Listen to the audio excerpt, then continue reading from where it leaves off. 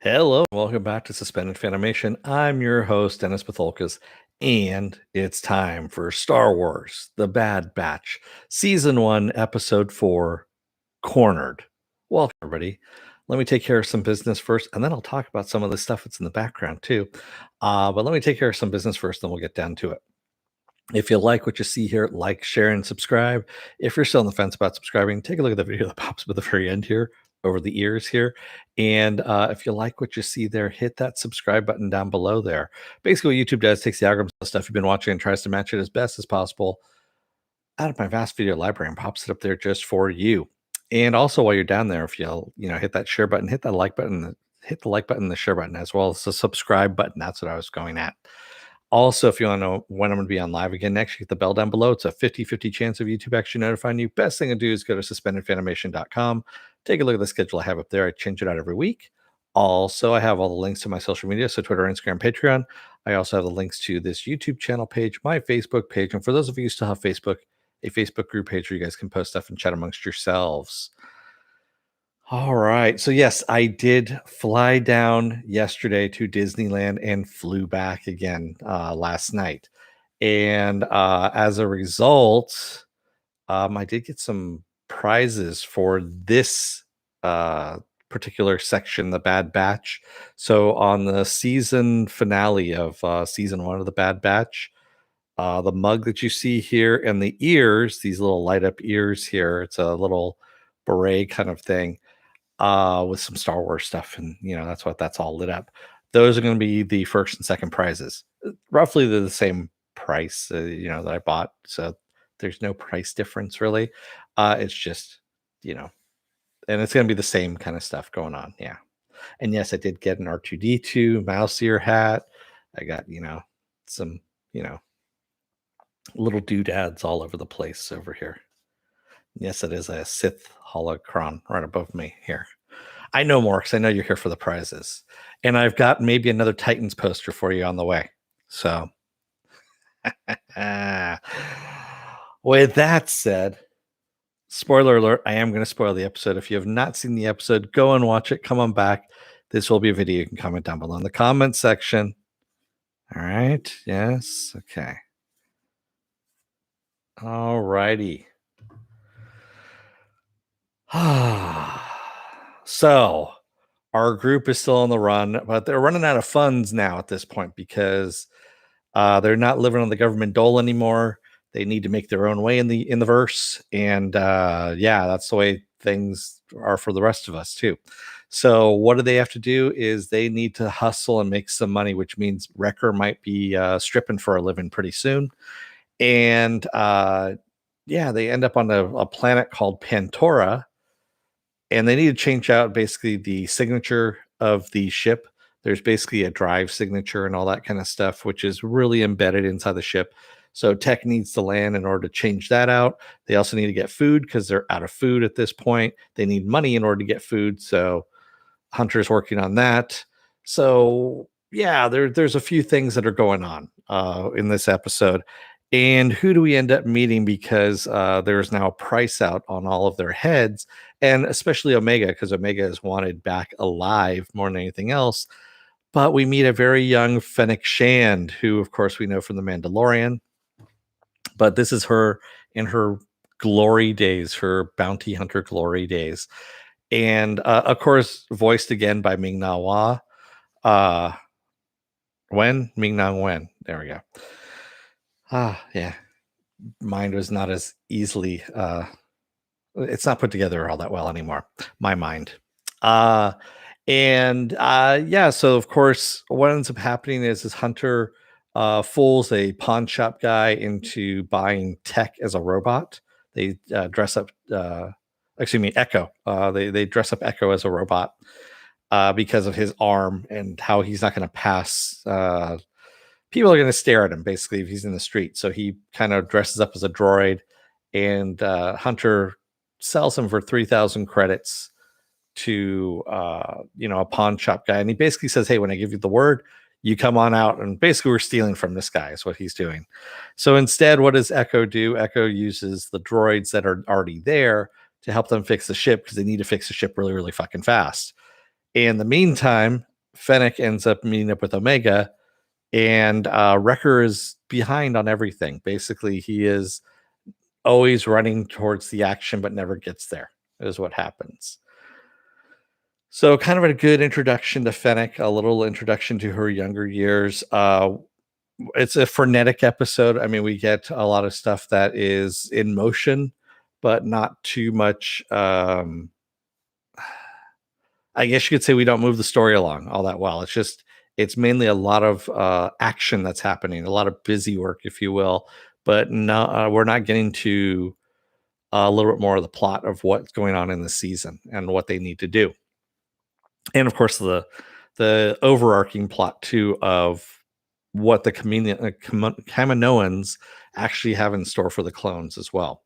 So not a bad episode, but it's certainly not an episode 2 like what we were dealing with, that slow ass episode. No, this is more of an action oriented episode that doesn't really give us much. It just shows that the Empire is working really, really fast and that they're trying to hide out. The rest of the crew here are basically just trying to hide out and avoid being detected and get the hell out of there.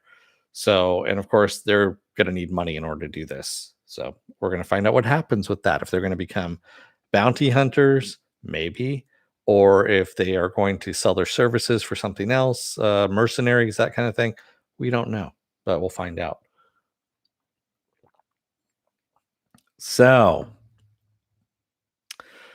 speaking of which, there actually isn't a lot of Bad Batch merchandise out there. It's kind of funny. You think that Disney would have thought forward on this one. They already knew that they were making this series. And there I am at Disneyland, and I went all over Disneyland. I mean, I went all over Disneyland because it was supposed to be at 25% capacity. And then those fuckers in Orange County decided on Tuesday to increase the capacity another, I think they said it was another 28%, something like that. So they were almost at halfway capacity. And that's a lot of fucking people, honestly. It was fairly crowded at Disneyland, shall we say. And it wasn't the most enjoyable experience, especially during a pandemic. So you're wearing your mask. You have to be seated if you're going to drink or eat, or you have to be in a designated dining area, is what it is, and not moving. Essentially, you can't walk and eat or drink or anything like that. And there's not a lot of places that were available given the capacity increases at this point. And now, so yeah, that wasn't enjoyable. But like I said, I was also looking for merchandise that was there too. I spent a lot of money, let's just say. And I only found one bit of Bad Batch merchandise, and that was over in Tomorrowland of all places. I bought a hat. I've got a Bad Batch hat. It's hanging over in the other area there. They had a t-shirt, they had a Wrecker mug, and they had a Hunter action figure is what they had, one of the Black Series action figures. And that was really about it. I know there's more stuff coming, but you would think they would have had some more stuff, even at Disneyland out there. Joker says, I saw the pre-order now. Mando is showing his face on a pre-order Funko Pop. Yeah. Well, that's Mando. That's something. There was a lot of Mandalorian merchandise, But Bad Batch merchandise, there was one table. That was it, which was kind of weird. So, yeah, there wasn't much really to choose from in what I was going to get for the prizes. So that's what these guys are for, even though they're Star Wars related, is what they are. So the ears and the cup, and of course, like I said, it's going to be the same thing. Final episode of the season is when I'm going to be doing that giveaway thing. So Mork says, because Bad Batch isn't a Filoni no, it is. It's Filoni and Jennifer. I can't remember her last name now. They are the ones that created the Bad Batch, or co-created, or however you want to do it. So he is the showrunner essentially for it. He is the showrunner for Bad Batch and the Book of Boba Fett. Those are the two things that he is working on right now. Yes, he is pitching in on the Mandalorian somewhat, but that is Jon Favreau's thing, is the Mandalorian. and I believe Favreau is working on something else too, Star Wars wise, but I don't know what. Oh, and also Filoni's working on Ahsoka as well. So yeah, yeah. So I mean, you got the Bad Batch, you got Ahsoka that he's working on, and yeah. So I don't know what else that Favreau is working on, but I want to say there's like two other things that he's supposed to be working on, but I don't know what the titles of those are.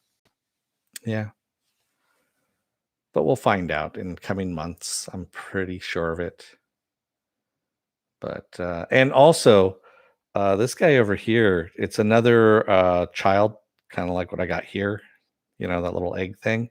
But it was something I've never seen before, and it was in a shop in, of all things, California Adventure, the California Adventure side of Disney. And it's a silver egg, with the child and all whatnot. And there was only one of them, only one that I could find. And I was like, yeah, is this a variant? What is this? So of course, being the collectible, you know, person that I am, I bought it. It wasn't that much. I figured I already spent enough during that day. It wasn't gonna, hurt all that much. I did look at the dark saber that they had. I was going to buy the dark saber there, and it turns out there are three different types of lightsabers now that they sell. I'm sorry, this kind of turns into a little bit of a Star Wars discussion, but that's what it is. I mean, this is a short episode too, for this series, and there wasn't much going on, and so there really wasn't that much exposition I could say on that. So I'm filling in with a little bit more Star Wars stuff, and so you have the Force effects lightsabers. The one where you flick out the lightsaber itself, and it's for kids kind of thing, and they're like $15 or whatever, or $25, whatever it is. And then there's a middle of the road version now, which is plastic, and I think they're calling them Legacy or Legends or something like that. It starts with an L, and like they just released the Ray one, they released Leia, and they released Luke's lightsabers is what they released. And so they're plastic with a removable blade and all that stuff. They still light up, but they look kind of chintzy. And that's what the dark saber is that they have. The dark saber that they have at Disneyland is actually this plastic handled. It lights up. It's got the white light, on the outside, but they have this painted, or even it looks like tape, kind of black, that's in the middle of it. So it's a really weird one. It doesn't come with a stand or anything like that. I asked, of course, and especially for $200, you want the stand. So the one that I already have on order, which is coming out in August, which is $50 more, is the one that's the nicer version, which is the high-end version of lightsabers, which are the metal ones that have, still the removable blades, but you can whack the blades against something, they make noise and stuff like that when they, get whacked against stuff. And that comes with a stand, like a display stand and all that kind of stuff. So there you go. That's directly from the floor of Disneyland. And yes, I did buy a Jedi Temple guard mask as well, which is being shipped as we speak, because there was no way I was getting that on the plane. It was a big box, and luckily they ship. So hopefully that will go someplace back here once that's all said and done. That was more than you guys wanted to know, right? Of course. So, what else do I have going on this week? Well, tomorrow is going to be Saturday morning blast off, where take the genre news of the week and any other genre stuff you guys want to talk about when we talk about it. Sunday, I'm going to be off. Monday, I'm going to be off. And then Tuesday rolls around with, is it worth my time? And this time around, it's Zack Snyder's Army of the Dead. That's right. Army of the Dead is on Netflix. I'm going to watch that, tell you what I think about it, and we'll go from there. Wednesday, I'll be off. I might come back either Wednesday or Thursday with another Is It Worth My Time? So I think that take a look on that one. We'll figure that one out by ear as we play along here. And then Friday, of course, we roll back around again to Star Wars: The Bad Batch. Yeah. I'm gonna turn these things off so the battery doesn't run down. There we go. But just to kind of give you an idea. Mork says, I started Army of the Dead. I'll join for that one. Also had the misfortune of watching Breach. Oh my God. I heard nothing but bad things about Breach with Bruce Willis. I'm hearing he's gone the Nick Cage route, which is basically I'll work for any kind of money I get at this point. That's what I've heard. And it looked like a bad movie. It really did. I still don't think it could be as bad as Jiu-Jitsu. I mean, Jiu-Jitsu was really fucking bad. That was a horrible movie. Morks, try and watch Jiu-Jitsu. I think it's on Netflix right now. It's got Nick Cage somewhat in it. But if you can tell me that is worse, that Breach is worse than Jiu-Jitsu, I'll find out. I don't know if I can do Breach. Honestly, I don't think I can do it. Yeah. Otherwise, I have to hide all the knives and shit like that as it is. So, yeah, I don't think I can do any more damage. So I'd show you my arm here, but yeah, I took kind of a spill here in the studio earlier today. It was a pretty nasty one, actually. So I took out a good portion of the studio as I went down. But yeah, fucked up my arm a little bit too. I'd show it to you. It's really fucking nasty. That's what I kind of imagined Breach to be, is kind of what I just did earlier today with going down. I mean, yeah, I need to do a little more cable management, a little bit better than what I did. Cable management here. That's what I tripped over. I tripped over a fucking cable on the ground. But anyway, with that said, I'm going to let you guys go for the night. Thank you to everybody who joined me tonight in the chat. And thank you if you made it this far in the Rambly video. And also, if you're still on the fence about subscribing, take a look at the video that pops at the very end here. YouTube takes the algorithms of all the stuff you've been watching and tries to match it as best as possible. One of the videos in my vast video library and pops it up there just for you. And if you like what you see there, hit that subscribe button down below. Also, if you want to know when I'll be on live again next, hit the bell down below. It's a 50-50 chance of YouTube actually notifying you. Best thing to do is go to suspendedfanimation.com. Take a look at the schedule I have up there. I change it out every week. Also, all the links to my social media are there, and all the links to my pages are there as well. Thank you, everybody. And thank you, Morks, for showing up. And I will see you guys again tomorrow for Saturday morning blast off. So I'm going to let you guys go for the night. Don't let the door hit your ass on the way out. Otherwise, you may need to, I don't know, change that signature on the drive engine of your ship because the Empire's looking for you and sending out bounty hunters. And you don't want that to happen. It's just not a good thing. Thanks, everybody. Again, I will see you tomorrow. Until then, stay safe, be well, take care, wear those masks, get those vaccines if you can. Have a good night, and I'll see you in the morning. Have a good one, everyone. Thanks.